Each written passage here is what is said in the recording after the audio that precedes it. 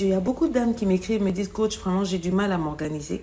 Je n'arrive pas, je me perds vraiment, je suis très, très confuse et très hystérique par rapport à la gestion de mon temps.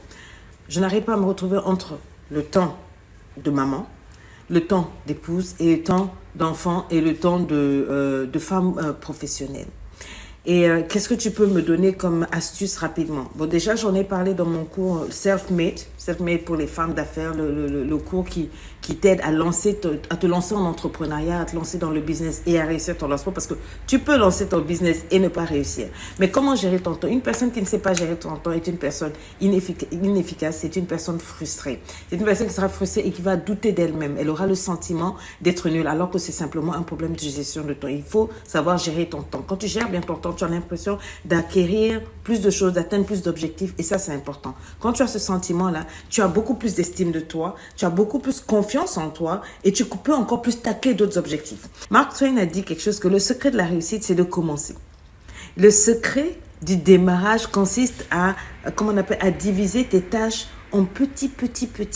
C'est-à-dire, il faut que tu vois ta vie un peu comme un éléphant.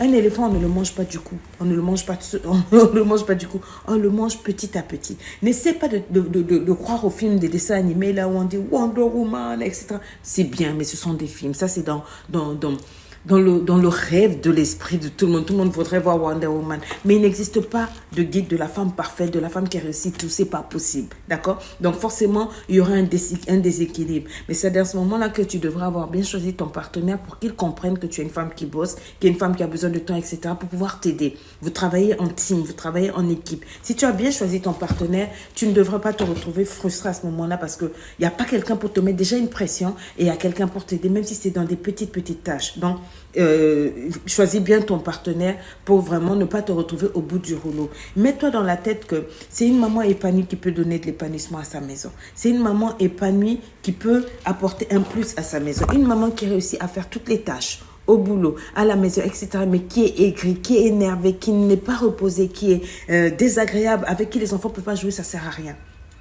Ça ne sert à rien, tu tapes à côté. Franchement, je te le dis, ça ne sert à rien. Ce qui sert, c'est d'avoir une maman qui ne fait peut-être pas tout merveilleusement bien, qui n'a peut-être pas fait tout le repassage, toute la cuisine, toutes les ceci, cela, mais qui est un peu détendue, bien sûr, dans une maison propre, ok? Donc, n'aie pas peur si, par exemple, tu as des gens qui t'offrent de l'aide. Si tu as assez de moyens que tu peux t'offrir une ménagère, offre-toi une ménagère, tu ne dois pas te culpabiliser pour ça. Aujourd'hui, le temps a avancé, les temps sont différents, on ne peut plus être là pour se culpabiliser. Ah non, une vraie femme, c'est celle qui souffre, qui prépare au charbon, qui souffle alors que tu as le gaz. Il faut évoluer, d'accord? Si tu peux avoir une aide, tu es en Europe, tu peux payer une ménagère pour venir faire le grand ménage une fois par semaine, tu le fais. Quelqu'un qui fait la grande lessive, le gros repassage, tu payes quelqu'un pour le faire. Tant que tu peux utiliser ton temps autrement. Le but, ce n'est pas de paraître busy. Don't look busy. Genre, je suis occupée, et puis à la fin, quand tu regardes, tu n'es pas performant. Moi, j'aime faire mes choses petit à petit, plutôt que de tout faire en un jour et de mal faire. Quand je sais que je ne sais pas faire quelque chose, quand je sais que je ne vais pas bien faire quelque chose, I don't do. Je ne le fais pas. Si je sens que là, je vais mal faire, je ne le fais pas. Donc, si je sens que je vais m'investir dans quelque chose que je ne vais pas pouvoir terminer, je ne le fais pas. D'accord? Je mets beaucoup à partir mes enfants qui sont grands. Je mets beaucoup à partir mon mari qui a compris qu'on est des partenaires. Il n'y a rien. Nous, on n'a pas voulu faire un foyer genre le papa, lui, c'est celui qui regarde la télé seulement qui fait ça. La femme, non. On a cassé ça, l'image traditionnelle et on travaille en team. Quand j'ai besoin, il est là. Quand je peux, je suis là, etc., etc. Et donc, je travaille beaucoup avec la matrice de Eisenhower. Comme je vous l'ai dit dans plusieurs vidéos, j'ai appris à détacher les choses. Qu'est-ce qui est important? Le plus important, c'est moi. Me first. Arrête de dire que c'est le mari et les enfants. D'abord, toi, une femme qui n'est pas bien dans sa vie, elle va pourrir la vie du mari, elle va pourrir la vie des enfants. Donc, je me trouve du temps de qualité pour m'occuper de moi, faire mes saunas, faire mes ongles, mais ceci, cela, parce que c'est important pour moi. Et je crée ce temps-là dans mon timetable. Je crée du temps pour, après moi, le plus important, mon mari et mes enfants. D'accord? Tout ce que je peux faire vient après eux. Je mets d'abord eux. Qu'est-ce qu'ils ont besoin? Je leur donne tout ce dont ils ont besoin. La présence, le ceci, le cela. Et c'est après ça maintenant que je peux m'asseoir pour définir d'autres priorités. Et savoir ce que je peux déléguer, ce qui est urgent, ce qui est ceci, cela. Je ne dors pas sans avoir fait une to-do list. Du lendemain, de la semaine prochaine, de dans un mois. Là, je suis assise ici. Je sais déjà dans 6 mois où est-ce que je serai. Je sais ce que je vais faire dans un an.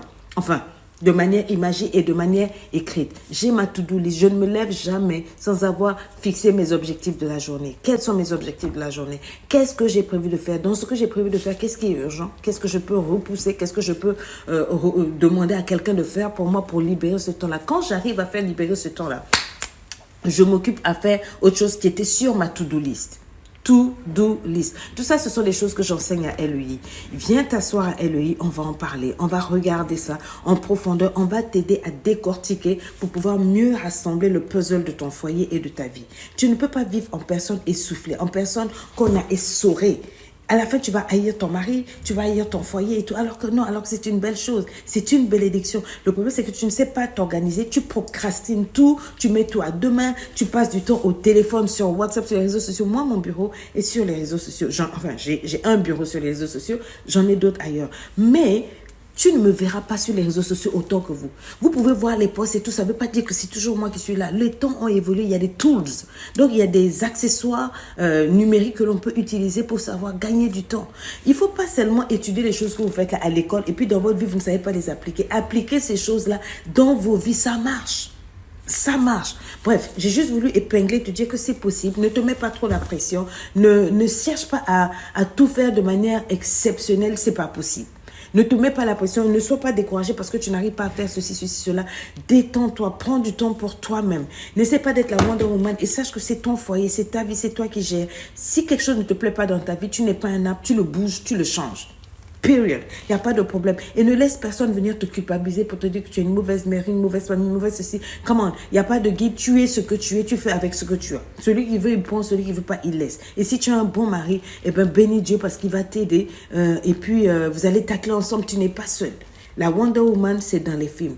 Mais toi, tu es toi. Et tu fais avec ce que tu as. Va avec la force que tu as, d'accord? Si tu veux plus, je t'attends à CBS, la formation des célibataires qui veulent le mariage. Je t'attends à LEI, la formation des grandes dames où on travaille pendant 90 jours à revoir les traumatismes, à revoir justement la reconstruction de ta vie féminine, ta signature visuelle, ton influence, ton entreprise, ton entrepreneuriat, tes gestions financières. En tout cas, on revoit tout ça. Et puis voilà, d'accord? Je t'aime, je te kiffe, je te love et puis tout ira bien. Be relax, relax, relax. Va étudier la matrice de Eisenhower, va te faire ta to-do list et établis tes priorités et je t'assure que tu vas marcher. Tu sais que je t'aime très fort. Bye bye.